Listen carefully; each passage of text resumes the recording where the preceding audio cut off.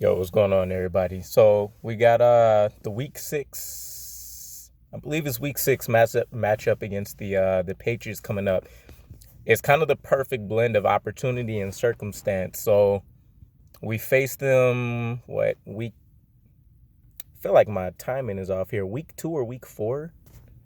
Either way, it was the kind of Sam Darnold-ish ghost game, right? So 4 picks, super low completion percentage. I think we only had 8 or 10 completions on the day, um, and very very few positive notes just overall. It was really just kind of like we got whacked.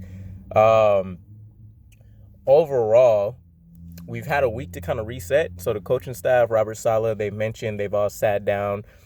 They haven't just come up with options and alternatives that they're looking to slap on the wall and see what sticks.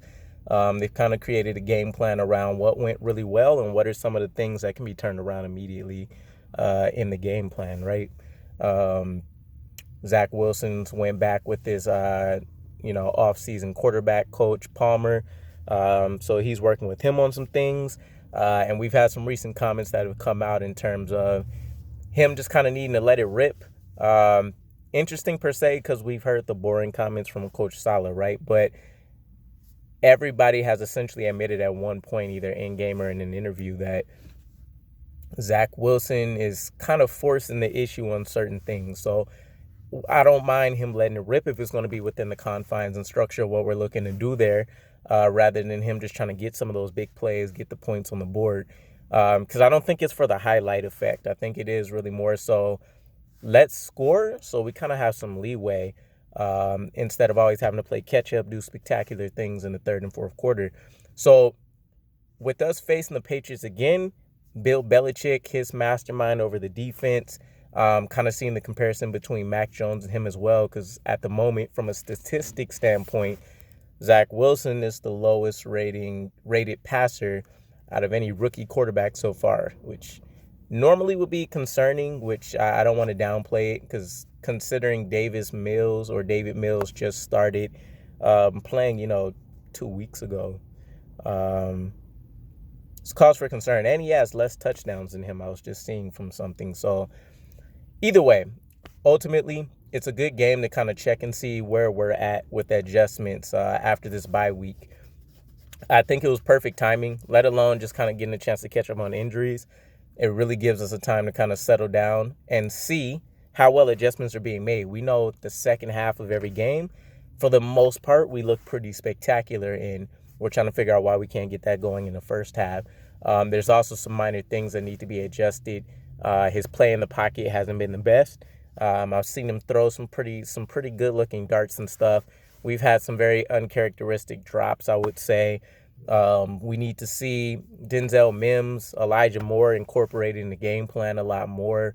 We still got trades and things on the horizon, so there's still probably more adjustments to be made if something happens. But there's a few key things I'm looking for, right? So, for one, just taking a look at some of the things I've been reading and going back and watching some of the highlight tapes. Playing out of the pocket is definitely still a strength for Zach Wilson. With that said, though, some of that has occurred on play action passes. So I think if we incorporate a few more of the kind of slant curl route situations, and Zach Wilson himself has mentioned he's missed on quite a bit of those, it'll be more effective. It's definitely harder your rookie season coming out in the league, and you got to put your back to a defense and turn around and get smacked, because it's not like the offensive line has been top tier so far. But I think less play action will definitely serve us very well. More of a kind of quick passing attack just to kind of get some momentum and things going. Number 2 is definitely going to be unleash Mims. We know Elijah Moore is going to get his playing time, guaranteed. Mims needs to be inserted a little bit more. Zach Wilson has definitely had a great chemistry with Braxton Berrios, but I really think it'll ultimately behoove us, because I can't see him staying here long term, for us to go ahead and continue that investment in Mims, decrease some of those Berrios snaps, give it to Mims, give it to Elijah Moore. We'll see what happens with Jamison Crowder. I talked about that being a good trade opportunity for us. And let the man try to flourish. Unleash Mims. It's no reason why we got a second-round person that's struggling to get out there unless they're really just not fit to be in the NFL. But the difference between seeing Denzel Mims and seeing a Stephen Hill, seeing what's the other young kid that we had for a while? Devin Smith. It's a world's difference for sure. Mims belongs in the league, and I think right now with everything going on, it might take till year 2, honestly, for us to see this offense kind of flourish a little bit more. I was just reading an interesting comparison for the sake of argument with Aaron Rodgers and how, while he was still able to play at a high caliber, it took him a while to adjust to this West Coast scheme. So we've seen how 2020 went for him. MVP season, we're seeing how he's crushing things now. Now, he has some things in place that we don't from a consistency standpoint.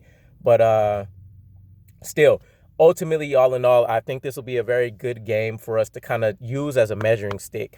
Bill Belichick's defense, it's a little bit worse than I think what we're accustomed to seeing, but they definitely still do a lot of great things. Just from snap in to snap, snap to snap, play by play basis. I think is very much so kind of going back to the days of a bend but don't break kind of defense. I would say the key things we need to see: we can't have another 4 turnover game. Obviously, if we have a turnover free game, that would probably be the best thing. But 1 or 2 turnovers at best, and I'm hoping that that's just a crazy play by a defender. I'd like to see some actual points in the first quarter. If we can't get that, it would at least, if we can at least move some chains, because another thing with that too has been we've had many more 3-and-outs in the first half compared to the second half. I think the running game could definitely be featured a little bit more as well. But I mean, all in all, there's not going to be a world of different things that we can say here. Let me know what you guys think will be some of the main things that we need to see with this matchup. To be honest, I do think that we'll see a very good game coming back from Zach Wilson. If I had to put some predictions on it, I'm going to say probably 280 yards. I'll say 2 TDs if we take advantage of the middle of the field with the slot position. Or if we just see kind of like a bit of a breakout game again, maybe from Corey. Maybe they do include Denzel Mims a little bit more, and we kind of see him carrying some people again, some big play outputs. Other than that, defenses continue to be spectacular. So, I mean, I don't want to say waste time, but I don't even want to get into that side of things. We all know most of the improvements are going to need to come from the offense. And as Robert Saleh has been mentioning, it's about playing to each team's strengths, essentially. So special teams has kind of had their moments. The defense has been carrying the team, and the offense has been struggling. So if we even get the offense to start looking average, we could turn things around in a hurry. And then just to add the cherry on top, the Seahawks are struggling. I am kind of excited to see Geno Smith get a starting opportunity again. But without getting into all of that, it looks like we may be able to sit, depending on how our season turns out, on 2 high draft picks. So moving forward, at least that's also something exciting to look forward to. I don't see us moving any of those picks for anything, at least during the season. We'll see what the offseason looks like with any kind of crazy trades that may come up. But again, let me know in the comments what you guys think are going to be some of the biggest things we need to look for with this game back. And I'll catch up with you again. Peace.